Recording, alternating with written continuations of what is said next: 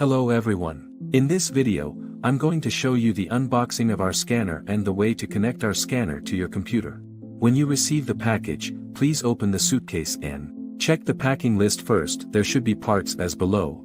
The scanner with a protective casing. The USB cable. A bracket. A calibrator. A power switch. The adapter cable assembly. The AC cable assembly. The USB cable for the calibrator. Tips. A USB disc. After confirming the package, we can assemble the device now. First, please put out the scanner in the bracket, and put the scanner in the bracket on a stable desk. Then connect the USB cable of the scanner to the computer. Next, connect the power switch with the shorter/lighter cable on the USB cable.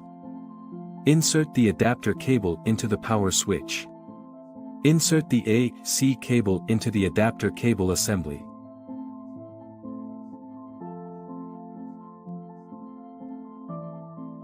Finally, insert the plug into the socket and make sure the power supply is stable and the voltage between 100-240 volts.